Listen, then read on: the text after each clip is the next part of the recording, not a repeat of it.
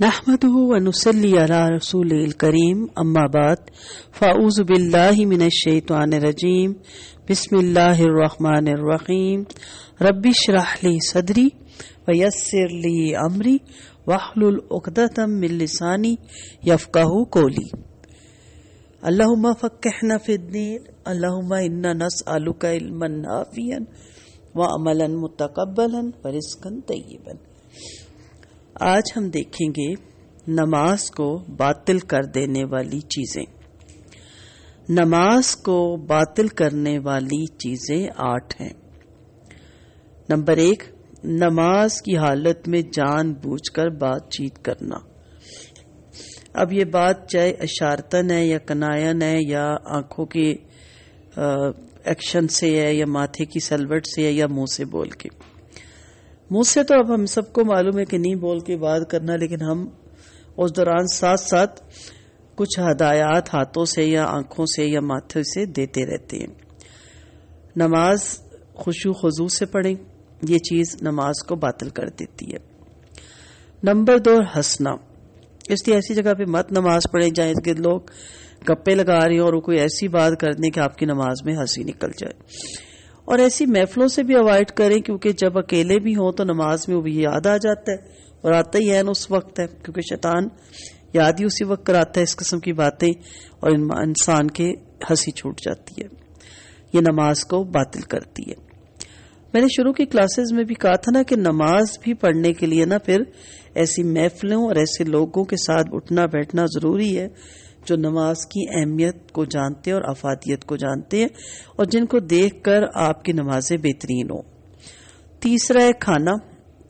اب منہ میں کوئی چیز ہے، پان ہے، چھالیا ہے، چوئنگم ہے، چباتے چباتے نماز کا ٹائم ہوا ہے، آپ نماز میں جا کھڑے ہوئے ہیں اور وہ ساتھ ساتھ آپ ہلا رہے ہیں منہ، یا دانتوں میں کوئی چیز پھنسی ہے، آپ ساتھ ساتھ اس کو نکال کے ساتھ ساتھ اس کو چبا رہے ہیں، تو یہ سب نماز کو باطل کرتی ہیں۔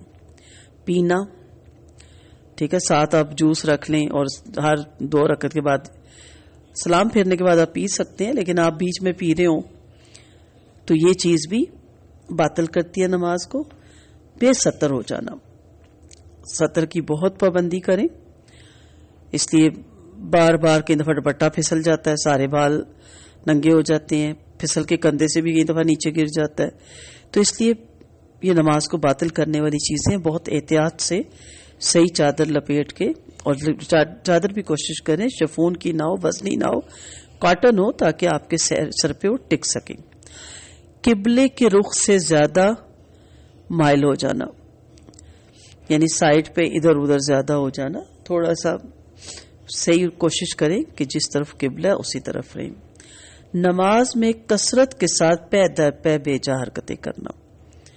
ایک دفعہ آرام سے کھڑے ہوں، کبھی آپ کے پانچے اوپر ہو رہے ہیں، کبھی نیچے ہو رہے ہیں، کبھی آپ کو کھجائیاں آ رہی ہیں، کبھی آپ کے دانت پہ کچھ پھنس رہا ہے، کبھی آپ کیا کریں، کبھی کیا کریں، کبھی آپ کا دھیان دروازے کی طرف ہے، کبھی بیلوں کی طرف ہے، آپ کو ہر آنے جانے والے کو بھی دیکھنا، آپ ایسی جگہ نماز پڑھتے ہیں کہ سارے آپ کی نظر میں رہیں، تو یہ بھی نماز کو باطل کرتی ہے۔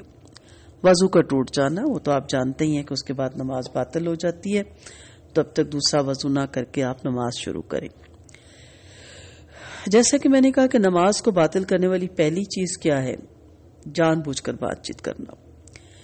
لیکن جب امام سے بھول ہو جائے، قرات میں کوئی غلطی آ جائے اور مقتدی اس پر تنبیہ کریں تو اس سے نماز باطل نہیں ہوگی۔ اور آپ جانتے ہیں کہ مرد حضرات، وہ ہم پڑھیں گے وہاں پہ ابھی آتے ہیں وہ کلاسز بھی، کہ سبحان اللہ کہیں گے اور عورت الٹا ہاتھ پہ مارے گی، وہ اس کی آواز نہیں آئے گی۔ نماز میں حرکت کرنے کی حالتیں دیکھ لیتے ہیں کیا کیا ہے۔ پہلی، ایسی حرکتیں جو حرام ہیں۔ یہ وہ حرکتیں ہیں جو بلا حجت پے در پے کثرت سے کی جائیں، مثلا جیسے میں نے کہا کھانا پینا، چنگم چبانا، باطل کرتی ہے نا نماز کو، یہ حرام ہے ٹوٹلی۔ ایسی حرکتیں جو مکروہ ہیں، جو بغیر کسی ضرورت کے معمولی حرکتیں کرنا، مثال کے طور پہ کھڑے ہیں تو آپ 2 قدم یا 1 قدم ادھر ہو جا رہے ہیں، کبھی ادھر ہو رہے ہیں، جگہ چینج کر رہے ہیں، مکروہ ہے یہ بھی۔ پہلے اچھی طرح دیکھ کے، صاف کر کے، جھاڑ کے نماز کو کئی دفعہ وہ کنکر چبھنے لگ جاتا ہے, کوئی ماتھے پہ تنکے لگنے لگ جاتے ہیں, تو یہ بھی مکروہ میں آتا ہے, اس لیے پہلے صاف ستھری جگہ پہ نماز پڑھیں. ایسی حرکتیں جو مباح ہیں, جس کا نہ ثواب نہ گناہ, لیکن ضرورت کے پیش نظر کی جا سکتی ہیں, مثلا سر, داڑھی اور بدن وغیرہ کو کھجانا. وہ بعض دفعہ ایسی خارش ہوتی ہے کہ انسان کے نماز میں خشوع خضوع نہیں رہتا, تو اس صورت میں آپ کر سکتے ہیں, اس کا گناہ نہیں ہے, مباح میں آتا ہے. ایسی حرکتیں جو مستحب ہیں, یہ وہ حرکتیں ہیں جن کا تعلق کمال نماز سے ہو. مثلا آپ کھڑے ہیں, اچانک نماز کی جب صف کھڑی ہوئی ہے, رکوع کے بعد وہ کھڑے ہوئے, گیپ آ گیا, یا شروع میں آپ دیکھتے ہیں تو آپ پیچھے سے آگے آ کے ان خالی جگہوں کو بھرتے ہیں. ایسی حرکتیں مستحب ہیں نماز میں بھی. ایسی حرکتیں جو واجب ہیں, وہ حرکتیں جن کا تعلق نماز کی درستگی سے ہو, مثال کے طور پر نجاست کو دور کرنا. تو یہ چیزیں آپ کر سکتے ہیں. یاد رکھیے گا کہ ہر چیز باہر فتویٰ لینے سے پہلے اندر فتویٰ لینے کو بھی کہا جاتا ہے. آپ خود بھی سمجھدار ہیں, آپ جانتی ہیں کہ کیا کیا چیزیں نماز میں ہمیں نہیں کرنی چاہیے. نماز کے شروط یعنی شرط, ارکان رکن کی جمع, واجبات واجب کی جمع, اور سنن سنت کی جمع. شروط شرط کی جمع, ان کے درمیان ہمیشہ فرق رکھیں. کیا فرق ہے؟ شروط ہوتی ہیں, شرط ہوتا ہے اس کا تعلق خارج عبادت سے ہے. ٹھیک ہے, عبادت سے جو باہر خارج ہے نا, سٹارٹ کی جو چیزیں ہوتی ہیں, جو شرطیں ہوتی ہیں جس کے بعد آپ عبادت کرتی ہیں. رکن, واجب اور سنت, ان تینوں کا تعلق دخول عبادت سے یعنی عبادت کے دوران ہونے والے عمل ہیں. شرط کا پوری عبادت میں شروع سے آخر تک پایا جانا ضروری ہے. باوضو ہونا جیسے شرط ہے نماز کی کہ جب آپ نماز پڑھیں تو باوضو ہوں, یہ شرط ہوتی ہے. اب یہ ضروری نہیں کہ جب آپ باوضو ہوں تو نماز بھی پڑھیں, آپ ایسے بھی باوضو رہیں, بہت فضیلت ہے. لیکن جب آپ نماز پڑھنے لگے تو اس کی پہلی شرط کیا ہے کہ آپ کا پاک صاف ہونا نہایت ضروری ہے, حد سے اکبر سے بھی اور حد سے اصغر سے بھی, بڑی گندگی سے بھی اور چھوٹی گندگی سے بھی. اور جبکہ رکن, واجب اور سنت ان اعمال کا تعلق عبادت کے بعض حصوں سے ہوتا ہے. شرط اور رکن کا چھوڑنے والا معذور نہیں ہوگا, خواہ بھول کر یا جان بوجھ کر یا جہالت میں چھوڑے. اسے وضو کرنا ہے, وضو نہیں کر سکتا تو تیمم کرنا ہے. اسے ہر صورت میں اس شرط کو پورا کرنا ہے. معذوری اس میں مانع نہیں ہوتی, رکاوٹ نہیں بنتی.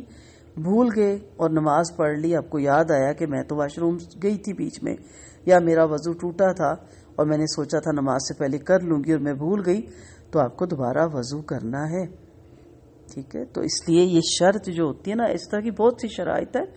اصول فقہ کی یہ ٹرم ہے, اس میں نہیں جاتی. ان ساری چیزوں کا ہونا ضروری ہے. اور جیسے سمپل کہ جب تک نماز کا وقت نہ شروع ہو جائے آپ نماز تو نہیں پڑھیں گی. زور کا وقت نہیں ہے, آپ 11:30 کہ جی میں زور پڑھ لوں, تو ایسا نہیں ہے. شرط کیا ہے کہ جب ظہر کا وقت داخل ہوگا تو تبھی آپ پڑھیں گی. واجب کا چھوڑنے والا معذور ہوگا جب جہالت اور بھول چوک سے چھوڑے, اور جان بوجھ کر ایسا کرنے والا معذور نہیں. جو واجبات میں نے پیچھے آپ کو بتائی تھی, اگر وہ معذوری میں یا جہالت میں یا بھول چوک میں چھوٹ گئی, رہ گئی, تو کوئی حرج نہیں. لیکن جان بوجھ کے کہ میں کروں ہی نہ, تو پھر ایسا نہیں ہے. اور سنت کا چھوڑنے والا معذور ہوگا, خواہ جہالت اور بھول چوک سے چھوڑے یا جان بوجھ کر چھوڑے. ٹھیک ہے, اگر کوئی سنت رہ جاتی ہے اور اس کا پھر یہ ہے کہ وہ معذوری کی حالت میں ہوتی ہے, کوشش کریں کہ سنتوں کا بھی اہتمام بہت زیادہ کریں. شرط کے چھوڑنے پر سجدہ سہو نہیں, بلکہ اس سے عبادت ہی باطل ہو جاتی ہے. اب یہ تو نہیں کہ میرا وضو نہیں تھا اور میں نے نماز پڑھ لی تو سجدہ سہو کر لوں, ایسا نہیں ہو سکتا. یا میں نے سمجھا کہ 12:30 ہو گیا, دیکھا نماز پڑھنے کے بعد 11:30 تھے, چلے میں سجدہ سہو کر لوں تو سمجھ لوں میری نماز ہو گئی, ایسا نہیں ہے. ٹھیک ہے, شرط کے چھوڑنے پر سجدہ سہو نہیں, بلکہ اس سے عبادت باطل ہو جاتی ہے, ختم ہو جاتی ہے, آپ کو دوبارہ نماز پڑھنی ہے. رکن کے چھوڑنے پر سجدہ سہو کافی نہیں ہوگا بلکہ اس کا ادا کرنا واجب ہے. سجدہ سہو بھی کیا جاتا ہے، سہو بھی، لیکن مثلا رکعت ہی رہ گئی تو اس رکعت کو بھی پورا کیا جاتا ہے. یہ رکن میں رکعت آ جاتی ہیں تمام ارکان، اور اب آپ کو پیچھے پچھلا لیکچر نماز ارکان کا سننا پڑے گا. ٹھیک ہے. واجب کے چھوڑنے پر بھی سجدہ سہو کافی ہوگا. ٹھیک ہے. واجبات میں سے کچھ رہ جاتا ہے، اب آپ کو میں بار بار اس میں نہیں جاؤں گی، آپ کو واجبات خود دیکھنے چاہیے کہ وہ کیا ہے جس پہ سجدہ سہو صرف کافی ہے، اور ارکان کون سے ہے جس میں سجدہ سہو نہیں کافی بلکہ اس کا ادا کرنا بھی واجب ہے. دونوں چیزیں ہو جاتی ہیں. سجدہ سہو کے بارے میں انشاءاللہ جب میں نماز کے طریقے کے بعد سجدہ سہو کے طریقے میں آؤں گی تو انشاءاللہ زندگی رہی، اللہ نے توفیق دی تو انشاءاللہ وہاں آپ کو سجدہ سہو کرنے کا پھر طریقہ کوشش کروں گی صحیح طریقے سے آپ کو سمجھا سکوں. تو یہ چند چیزوں کا جاننا ہمارے لیے ضروری ہے، کیونکہ نماز کوئی نعوذ باللہ کھیل نہیں ہے، اس کا بہت اجر ہے. سیدنا ابو ہریرہ رضی اللہ عنہ روایت کرتے ہیں کہ ایک قبیلے کے 2 شخص ایک ساتھ مسلمان ہوئے. ان میں سے ایک جہاد فی سبیل اللہ میں شہید ہو گئے اور دوسرے صاحب 1 سال کے بعد فوت ہوئے. سیدنا طلحہ رضی اللہ عنہ نے خواب میں دیکھا کہ وہ صاحب جن کا 1 سال بعد انتقال ہوا اس شہید سے پہلے جنت میں داخل ہو گئے. سیدنا طلحہ رضی اللہ عنہ کہتے ہیں مجھے بڑا تعجب ہوا کہ شہید کا رتبہ تو بہت بلند ہے، اسے جنت میں اسے پہلے داخل ہونا چاہیے تھا. میں نے صبح کے وقت خود ہی آپ صلی اللہ علیہ وسلم سے اس کی وجہ پوچھی تو آپ نے فرمایا جس شخص کا بعد میں انتقال ہوا کیا تم اس کی نیکیاں نہیں دیکھتے کہ کس قدر زیادہ ہو گئی؟ کیا اس نے ایک رمضان کے روزے نہیں رکھے اور سال بھر کی فرض نمازوں کی 6000 یا اتنی رکعتیں زیادہ ہو جاتی ہیں وہ نہیں پڑھی؟ تو اس کا کیا پتہ چلتا ہے کہ انسان کو جتنی عمر مل رہی ہے اس کی قدر کریں اور مزید عمر کی دعا بھی کریں، ارذل عمر کی نہیں، تاکہ ہمیں توبہ کی توفیق ملتی رہے، گناہوں سے بچنے کی توفیق ملتی رہے، کہیں گناہ ہو گئے ہیں تو اس کی تلافی کی توفیق ملتی رہے اور ہماری عبادات میں اضافہ ہوتا رہے. یہ دونوں صحابی مہاجرین میں سے تھے اور دونوں نے اکٹھے ہجرت کی تھی. جہاد وغیرہ تمام عمل صالح میں یہ دونوں شریک تھے. ان میں سے ایک میدان جہاد میں شہید ہو گیا اور دوسرا جہاد کی تیاری میں مصروف رہا. وہ مراتب رہا اور ساتھ ساتھ عمل صالح بھی کرتا رہا. چونکہ حدیث میں آیا کہ مراتب کا اجر اور عمل جاری رہتا ہے، لہٰذا یہ اپنے اس بھائی سے بڑھ گیا جو پہلے شہید ہو گیا تھا. تو اس لیے نماز کی بہت اہمیت ہے، بہت فضیلت ہے. اس کی قدر کیجیے، ہر روز کی ہر نماز کی قدر کریں تاکہ ہماری نیکیاں بڑھیں اور ہمارے گناہوں کی تلافی ہو جائے.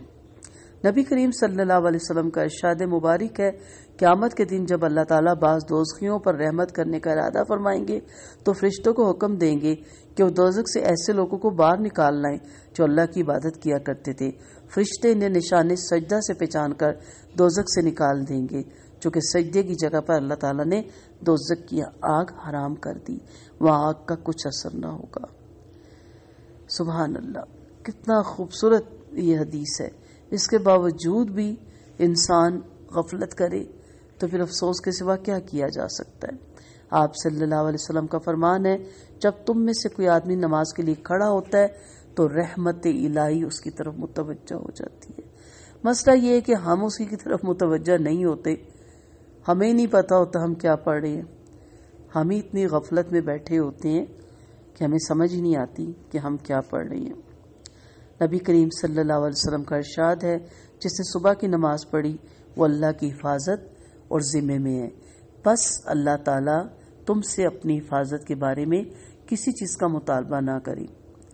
بس اللہ تعالیٰ تم سے اپنی حفاظت کے بارے میں کسی چیز کا مطالبہ نہ کرے، اس لیے کہ جس سے وہ یہ مطالبہ کرے گا یقیناً اسے اپنی گرفت میں لے کر منہ کے بل جہنم میں پھینک دے گا. مطالبے کا مطلب یا تو نماز میں کوتاہی پر مطالبہ ہوگا اور اس سے ڈرنا چاہیے، یا فجر کی نماز پڑھنے والے سے پوچھا جائے گا، مطالبہ کیا جائے گا، اس سے بھی ڈرنا چاہیے. ابن عباس سے روایت ہے کہ آپ صلی اللہ علیہ وسلم نے فرمایا جبرائیل علیہ السلام نے خانہ کعبہ کے پاس میری 2 دفعہ امامت کروائی. امامت جبرائیل علیہ السلام کی حدیث سے معلوم ہوا کہ نماز کا درجہ اتنا بلند، اس کی اہمیت اللہ کے نزدیک اتنی اعلیٰ و عرفہ اور اسے مخصوص حیت مقررہ قائدوں ضابطوں اور نہایت خشوع خضوع سے ادا کرنا اس قدر ضروری ہے کہ اللہ تعالیٰ نے تعلیم امت کے لیے جبرائیل علیہ السلام کو ہادی عالم صلی اللہ علیہ وسلم کے پاس بھیجا۔